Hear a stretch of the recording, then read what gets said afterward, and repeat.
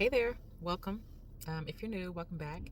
If you are returning, um, I'm doing a car chronicle series, and this video I'm going to dive into. If you read the title, planning in uncertain times or when things are not going well, making the conscious decision to still plan. And I do want to share that on this channel, I make videos relating to everyday people going through life and knowing that we're going through life together, not alone. So that's why I called it Not Only Cast, because I know we're all going through different things, and I think we can link up and get encouragement from each other and go through this thing called life very well. We can thrive. Um, so yeah, but okay. So in this video, um, I think when we are in a situation where things may not be going best, it may seem not like it's not the most enticing thing to plan. But I think planning has a very important role in us thriving and being better and experiencing better things and just overall feeling better. So the first reason why I do support the idea or the notion of planning is you can gain a sense of self-control through planning. And I think that's important because sometimes when things are not going our way, we feel like everything's spiraling out of control or we're not sure what we can control. So I think planning helps us not feel helpless. So that's the first one. And then the second one, when you plan, you build a sense of hope and motivation. And those are important because waking up, starting each day, knowing that you're working towards something. And so you have something to look forward to in the midst of whatever may not be going as you would like it. You have something to look forward to because you have devised a plan, or you have goals or different things like that. So number three, you can uncover opportunities. And I say uncover because sometimes in the midst of something, you might not see, like, for example, like a resource, or because you haven't identified what it is that you're working towards or what it is that you want, because you might be focused on something bigger at hand, which is whatever situation, life circumstance, whatever it may be, that is pulling your attention. But I think once you are able to set some goals or define the plan, then now you may think of a person that's in your life, and maybe they have a certain background, they have a certain skill set, or someone that you heard say something and it perked your ears because you did define a goal or something like that. So similar to what I talked about in the other video with the red car or yellow car theory, once you kind of plant something in your brain, you subconsciously look for it, or you tune into any mentions of it or anything that can help you achieve that. So that's why I called it, you can uncover opportunities, because they've always, different things have always been there, but it's just as you define or refine your goals or your focus, you now are more apt or more able to listen or tune in, or whatever it may be. But it's just more it's available to you. But I think you're more tuned in. I think tuned in is a better word. So you're more tuned in. And then number four is you'll have a detailed roadmap. And the reason why that is important, because it's like a guide as you go through your day-to-day life. You're reminded of what it is that you're working on. Why are you working on it? What's the next thing after that? So that way you feel like you're going through and doing things that you want to do, and that will help you get to where you want to get to. So I think it's important to have the roadmap or the guide to help you navigate and reach your goals. Number five is, and it ties in, it's creating small wins.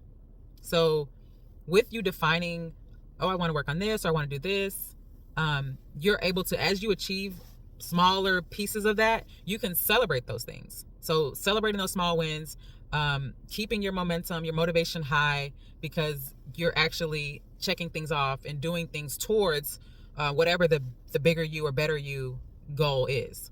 So that's number five. Number six, I think overall when you plan, or when you have an idea of what you're working towards, it reduces anxiety.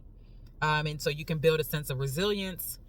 You can take a deep breath and just know that it's going to be okay. and that you are doing this for a purpose. The things that you're crafting, that you want to be or do, or the things you want to have, it's for a purpose, and it's going to be okay. And you just have to calm yourself with those thoughts or those things, if that makes sense.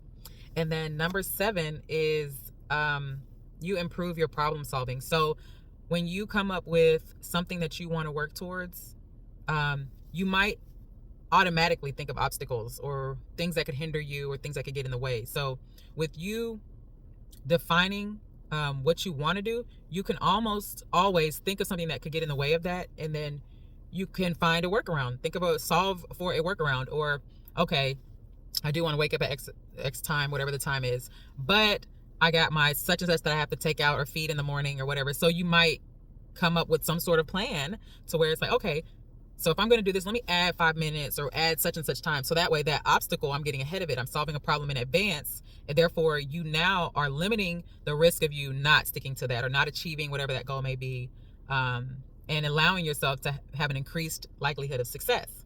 So that's why I say your problem solving skills are going to get sharper, and you'll get better with getting ahead of things that could have, or would have in the past maybe derailed you from whatever it is that you're working towards. Number 8, you will boost a growth mindset within yourself. And this is just you believing that you're going to be better, things will be better, having a more optimistic outlook on things, really eliminating those pessimistic thoughts or past experiences dictating how you view the future experiences. So really just leveling up your mindset and your way of thinking. I think that's very important. And then number 9 is value alignment. So aligning your goals, whatever you're working on, aligning it with your values. And that's important because you do want to stay true to you, stay true to yourself. What are things that are non-negotiables for you that you don't allow or you won't permit or you don't want to be a part of, or those things that align with you at your core? Having those things be at the forefront, so that way when you are planning and you are coming up with things, they fit you, because you're the focus. You're the most important thing when it comes to setting goals or planning for the future. Those things are typically centered around you. Now, you do consider other people, that are in your life, that are important to you, that are under your care. You do consider them, but you are the focus. You're the focus. You're the most important. As we've all heard it, you put on your oxygen mask before you put on anyone else's. So you do want to ensure that you are focused on you being a better you, and that way you can better support those around you. You can be a better fill in the blank, whether you're a mom, a daughter, a sister, a brother, a dad, a husband, a wife, a parent, whatever you are focused on being a better you, and that better you will align with the things that you have said are core, critical values for you, morally, ethically, spiritually, whatever it is. When you plan, you allow yourself to come up with things that will better you, that are still in line with you at your core, who you are, what you value, what's important to you.